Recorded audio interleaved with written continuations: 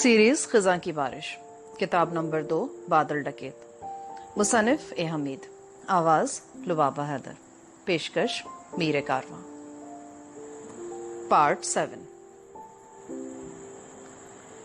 फकीरिया बोला, अव्वल तो ये तीनों जमादार रात भर बेहोश रहेंगे, बल्कि सुबह को भी बेहोश ही होंगे। जब यहाँ तुम्हारे जेल तोड़कर भागने का शोर मचेगा ना, तो सबूत बेहोश जमादार वहीं पड़ा होगा।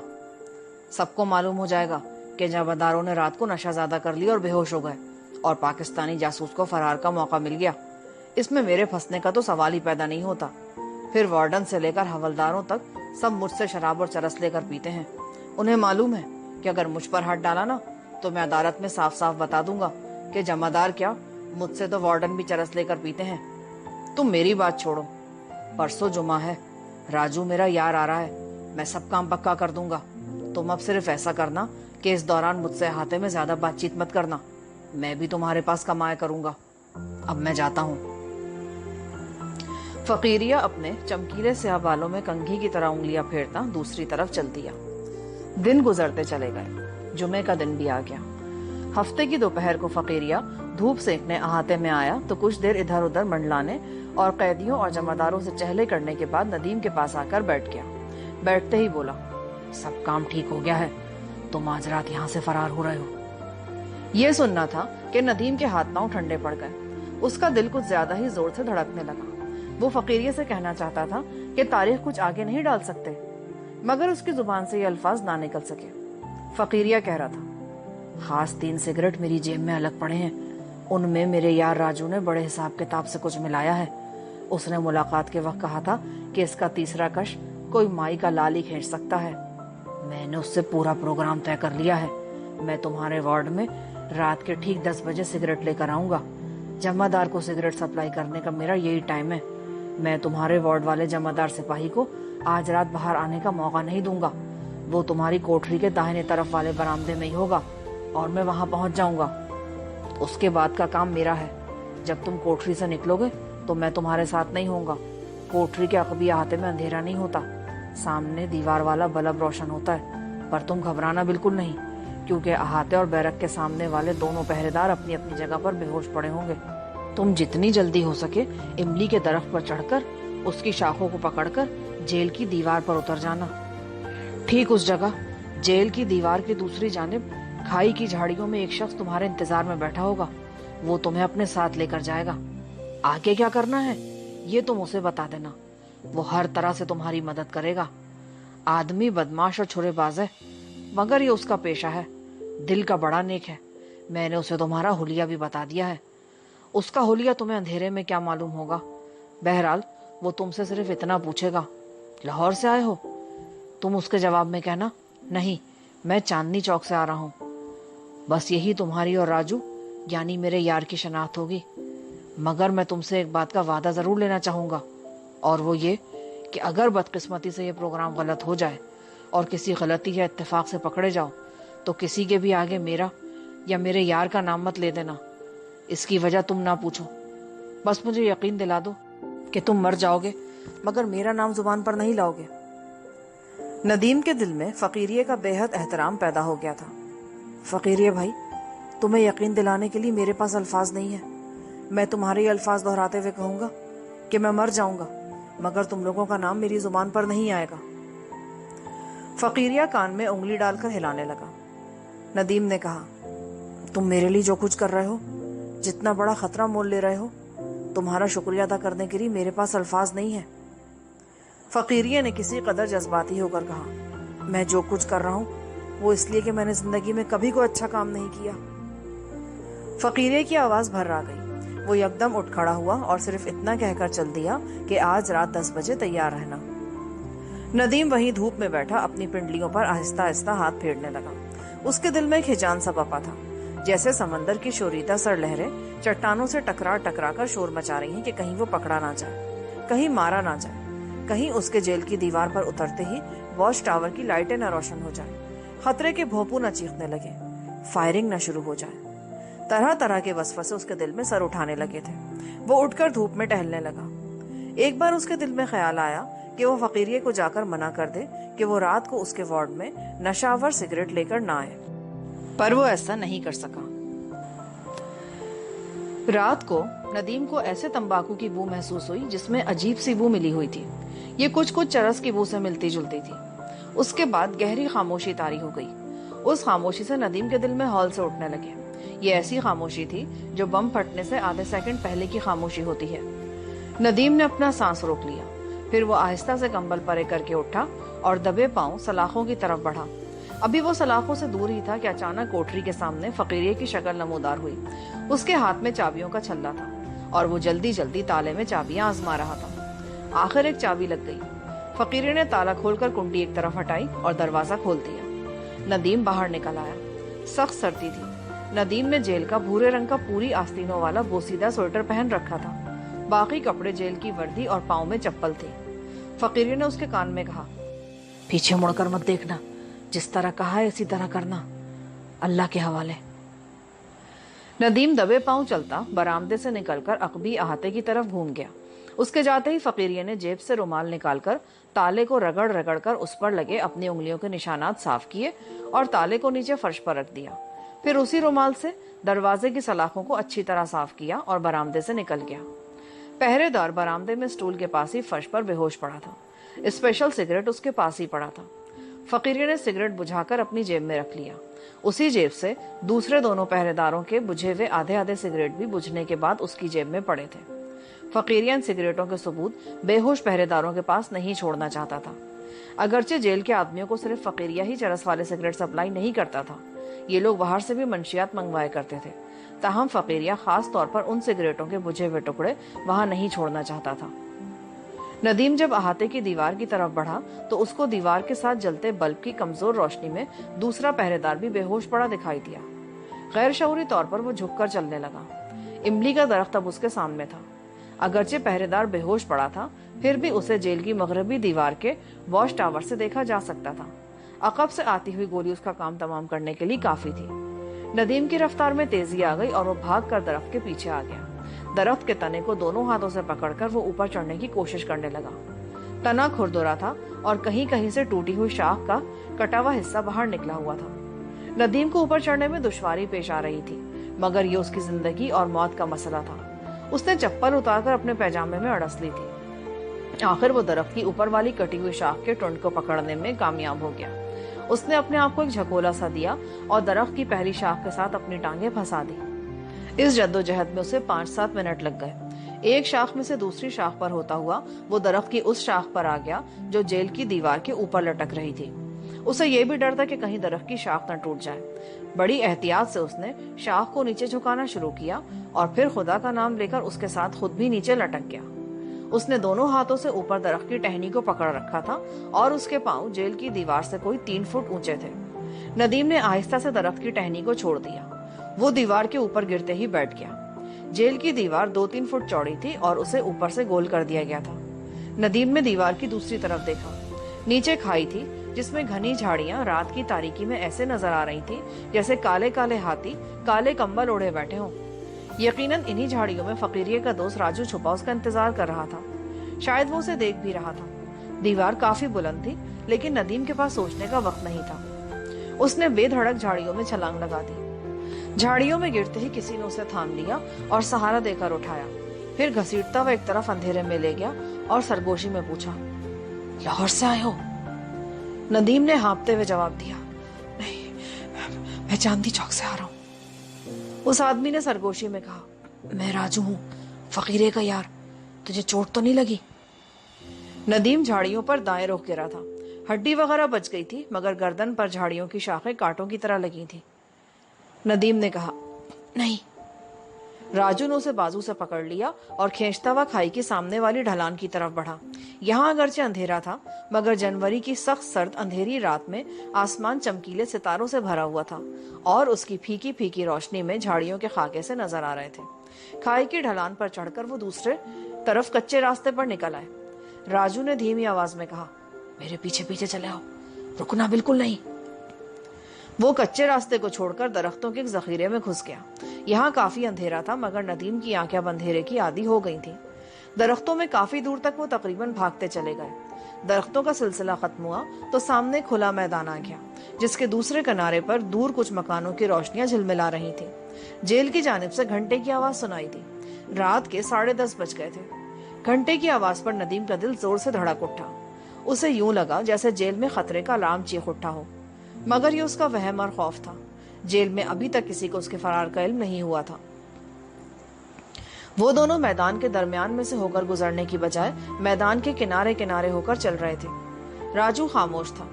اندھیرے میں چلتے چلتے ندیم نے اس کا جائزہ لیا۔ وہ فقیریہ ہی کی طرح درمیانے قد اور چھریرے بدن کا آدمی تھا۔ اس نے سویٹر کے ساتھ اپنے سر پر اونی ٹوپی جما رکھی تھی۔ وہ تیز تیز چل رہا تھا اور زیادہ عمر کا آدمی معلوم نہیں ہوتا تھا۔ میدان کے کنارے خدا جانے کس قسم کے درخت تھے کہ ان کی شاخیں کافی اوپر جا کر تنوں سے نکلتی تھیں۔ آگے ایک گندا نالا آ گیا۔ اس پر لکڑی کا ایک چھوٹا سا پل تھا۔ راجو نے ہاتھ سے آگے بڑھنے کا اشارہ کیا۔ ندیم اس کے پیچھے پیچھے چلتا گندے نالے کے پل پر سے گزر گیا۔ دوسری طرف ڈھلان تھی اور گھاس شبنم کی وجہ سے گیلی تھی۔ ندیم کے پاؤں اور پیجامے کے پائچے شبنم میں بھیگ گئے۔ وہ حیران ہو رہا تھا کہ آخر وہ کب تک چلتے رہیں گے۔ انہیں تو اس مقام سے جتنی جلدی ہو سکے نکل جانا چاہیے تھا، مگر وہ خاموش رہا۔ جہاں سے وہ اندھیرے میں گزر رہے تھے وہ چھوٹا سا کچا راستہ تھا جس پر درخت نہیں تھے۔ کچھ فاصلے پر کسی آبادی کی روشنیاں جھلملاتی نظر آنے لگی تھی۔ رات بڑی سرد تھی، لیکن ندیم کو پسینہ آنے لگا تھا۔ اس کے کپڑے ابھی تک جیل والے ہی تھے۔ ندیم کو ٹرک کے گزرنے کی آواز سنائی دی۔ شاید اس بستی کے پیچھے کوئی سڑک تھی۔ بستی قریب آ رہی تھی۔ کچا راستہ ختم ہوا تو ایک درخت کے پیچھے ندیم کو اندھیرے میں ایک چھوٹی سی گاڑی کھڑی دکھائی دی۔ ادھر سے ایک انسانی سایہ ان کی طرف لپکا۔ راجو، کام ہو گیا ہے؟ سایہ نے قریب آ کر پوچھا۔ ہاں، کپڑے لاؤ، راجو نے کہا۔ وہ انسانی سایہ گاڑی کی طرف تیزی سے بڑھا۔ راجو نے ندیم کا بازو پکڑ کر روکا اور بولا، یہاں تم کپڑے بدل لو۔ اس کا ساتھی گاڑی میں سے کپڑے لے کر آیا۔ یہ پیجامہ، قمیص، سویٹر اور ایک کوٹ کے ساتھ کرمچ کا جوتا تھا۔ ندیم نے تیزی سے جیل والے کپڑے اتار کر دوسرے کپڑے پہن لیے اور چپل سے بھی نجات حاصل کر لی۔ راجو نے ساتھی سے کہا، اسے اٹھا لو۔ جیل کے کپڑے ایک چادر میں لپیٹ کر لفافے میں ڈال لیے گئے۔ گاڑی پرانی سی تھی اور اس کی نشستیں پھٹی ہوئی تھیں۔ راجو نے ندیم سے کہا، پچھلی سیٹ پر جا کر لیٹ جاؤ چپکے سے۔ ندیم نے ایسا ہی کیا۔ گاڑی کا انجن چیخ اٹھا۔ ندیم کا دل ایک بار پھر زور سے دھڑکنے لگا۔ گاڑی کسی نامعلوم منزل کی طرف چل پڑی۔ وہ کچے راستے پر دھکوں کے ساتھ چلتی رہی۔ ندیم سمٹ کر پچھلی سیٹ پر پڑا رہا۔ گاڑی کچے راستے سے نکل کر پکی سڑک پر آ گئی اور اس کی رفتار تیز ہو گئی۔ گاڑی کے شیشے چڑھے ہوئے تھے، جس کی وجہ سے گاڑی میں زیادہ ٹھنڈ نہیں تھی۔ گاڑی جب سڑک پر لگے کسی کھمبے کے قریب سے گزرتی تو ایک پل کے لیے گاڑی کے اندر روشنی ہو جاتی اور پھر اندھیرا چھا جاتا۔ ندیم نے آنکھیں بند کر لی اور خدا کا شکر ادا کیا کہ وہ کامیابی کے ساتھ اپنی جان سلامت لے کر کافروں کی جیل سے نکل آیا تھا۔ اس کا دل فقیریہ کے لیے محبت بھرے جذبات سے لبریز تھا۔ اگر فقیریہ اس کی مدد نہ کرتا تو ندیم کے لیے دلی کی جیل سے فرار ہونا ناممکن تھا۔ گاڑی سڑک پر پوری رفتار سے بھاگی چلی جا رہی تھی۔ ایک ٹرک تیزی سے گزر گیا، پھر ایک دو گاڑیاں بھی نکل گئیں۔ معلوم ہونے لگا کہ گاڑی کسی مضافاتی بستی سے گزر رہی ہے۔ ندیم کو باہر سے کسی آدمی کے پکارنے کی آواز بھی سنائی دے رہی تھی۔ یہ آوازیں دور ہوتی چلی گئیں۔ اب کھمبے کی روشنیاں گاڑی کے اوپر پل بھر کے لیے نہیں چمک رہی تھی۔ معلوم ہوا گاڑی ایک بار پھر کسی غیر آباد علاقے کی طرف چلی جا رہی ہے۔ ندیم کے لیے دلی ایک اجنبی شہر تھا۔ زائرین کے ساتھ وہ آیا تو صرف بستی نظام الدین رحمت اللہ علیہ تک ہی پھرتا رہا تھا۔ پھر وہاں سے بھاگا تو ٹیکسی میں بیٹھ کر ریلوے اسٹیشن تک گیا تھا، مگر اسے محسوس ہو رہا تھا کہ یہ کافی بڑا شہر ہے۔ راجو اپنے ساتھی کے ساتھ اگلی سیٹ پر بیٹھا تھا۔ اس نے پہلی بار پیچھے گردن گھما کر کہا، اب تم بے شک اٹھ کر بیٹھ جاؤ۔ ندیم سیدھا ہو کر بیٹھ گیا۔ اس نے شیشے میں سے باہر دیکھا۔ علاقہ واقعی غیر آباد تھا۔ دائیں جانب دور کسی سڑک اور آبادی کی روشنیاں کہیں کہیں جھلملا رہی تھیں۔ سڑک کے بائیں جانب گھپ اندھیرا تھا۔ گاڑی کی رفتار کافی تیز تھی۔ یہ سڑک کوئی ہائی وے لگتی تھی کیونکہ کافی کشادہ اور ہموار سڑک تھی۔ ایک جگہ پل پر گاڑی چڑھی تو راجو نے اپنے ساتھی سے گاڑی کی رفتار کم کرنے کے لیے کہا۔ گاڑی پل کے ایک طرف رک گئی اور راجو دروازہ کھول کر باہر نکلا۔ یہاں پل کے کنارے خشک جھاڑیاں اگی ہوئی تھیں۔ یہ کسی خشک ندی یا نالے کا پل تھا۔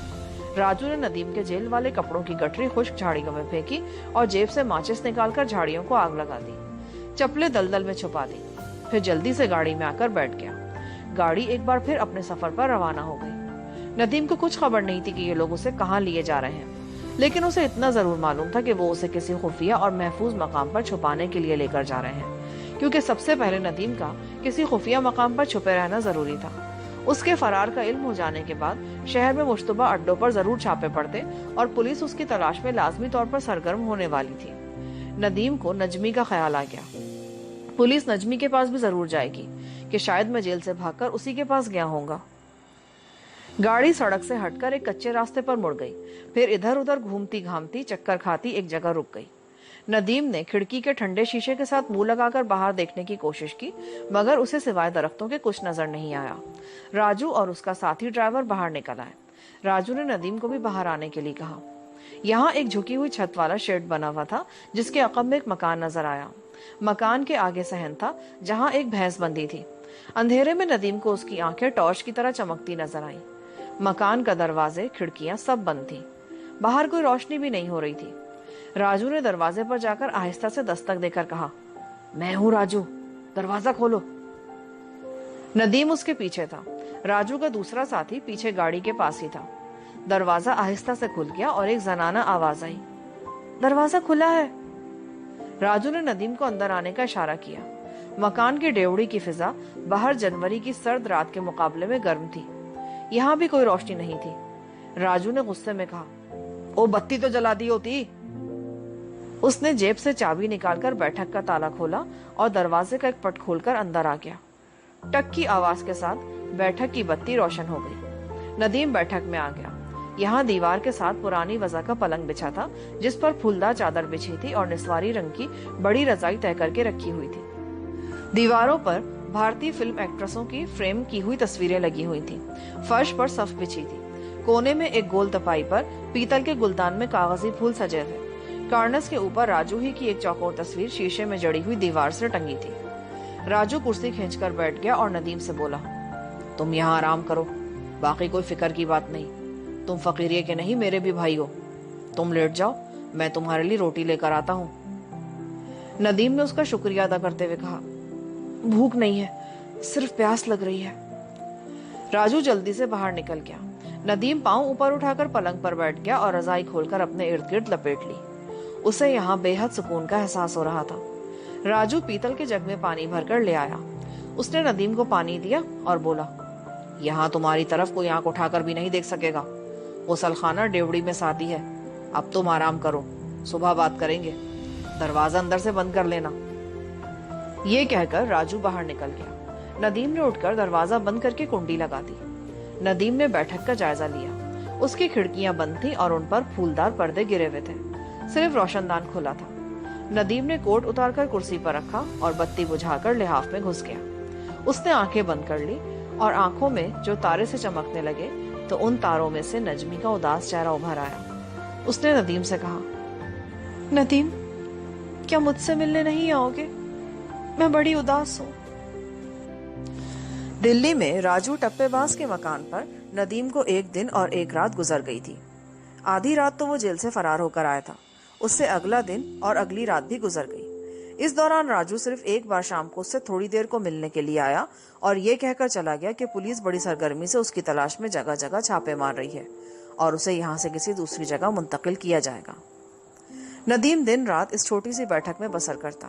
کھانے کی چنگیز ایک عورت بیٹھک کا دروازہ ذرا سا کھول کر پکڑا دیتی تھی۔ ندیم کو اس کا صرف ہاتھ نظر آتا تھا۔ دوسری رات بھی جب گزر گئی اور دن کافی نکل آیا تو دروازے پر خاص دستک ہوئی۔ یہ راجو تھا۔ اندر آتے ہی اس نے دروازہ بند کر کے کنڈی لگا دی۔ اس کے ہاتھ میں دلی کا ایک ہندی میں چھپا ہوا اخبار تھا۔ اس اخبار میں ندیم کی ایک تصویر چھپی تھی جس میں اس نے جیل کے کپڑے پہن رکھے تھے۔ راجو ہندی پڑھ لکھ سکتا تھا۔ اس نے ندیم کو بتایا کہ جیل سے اس کے فرار کی خبر تصویر کے ساتھ چھپ گئی ہے اور پولیس کی طرف سے اعلان کیا گیا ہے کہ جو کوئی اس مفرور پاکستانی کو گرفتار کروانے میں مدد دے گا یا اس کے خفیہ ٹھکانے کی اطلاع دے گا اسے 10,000 روپیہ انعام دیا جائے گا۔ راجو چارپائی پر بیٹھ گیا، پھر ندیم کی طرف دیکھ کر کہنے لگا، پہلی بات تو یہ کہ تم داڑھی مونچھ بڑھا لو تاکہ تمہارا حلیہ کسی قدر بدل جائے۔ سر کے بالوں کے لمبے پٹے رکھ لو، لباس بھی درویشوں جیسا پہنو۔ یہ شہر اگرچہ شہر سے دور ہے اور میں خود بھی یہاں سال میں ایک آدھ باری پھیرا مارتا ہوں، پھر بھی خطرہ ہے کہ پولیس میرا پیچھا کرتے ہوئے یہاں تک نہ چلی آئے، کیونکہ بہرحال میں اچھی شہرت کا مالک تو ہوں نہیں۔ میرے یار فقیر نے تمہیں بتا ہی دیا ہوگا کہ میں یہاں راجو ٹپے باز عرف چھرے مار مشہور ہوں. 3 بار جیل بھی کاٹ چکا ہوں. ابھی تک پولیس میرے دلی والے اڈے پر نہیں آئی، پر وہ آئے گی ضرور. چھاپا نہیں مارے گی بلکہ اپنے خفیہ آدمی میرے پیچھے لگا دے گی. تم آج کا دن یہاں گزار دو، رات کے پچھلے پہر میں تمہیں یہاں سے لے چلوں گا. ندیم نے اپنے خشک ہونٹوں پر زبان پھیرتے ہوئے کہا، کیا میرے لیے بہتر نہیں ہوگا کہ میں یہاں سے کلکتے بھاگ جاؤں؟ احمد خان ذرا سا مسکرایا اور پھر بولا، تم واقعی اناڑی ہو. فقیر نے تمہارے بارے میں یہی کہا تھا کہ پہلی بار اس قسم کی بک میں پھنسا ہے. اس نے مجھے تمہاری کلکتے والی عورت کی بھی کہانی سنا دی تھی جس کے عشق میں تم پاکستان سے چل کر یہاں آئے تھے. تمہارا کیا خیال ہے، پولیس تمہاری اس کلکتے والی کے پاس نہیں گئی ہوگی؟ بھائی میاں، وہاں تو ہر طرف خفیہ پولیس والے پھیل گئے ہوں گے. تم وہاں گئے نہیں اور پکڑے گئے. میری طرف سے بے شک آج ہی چلے جاؤ. یہاں پر پارٹ 7 کا اختتام ہوتا ہے. آگے کہانی سننے کے لیے پارٹ 8 سماعت فرمائیں.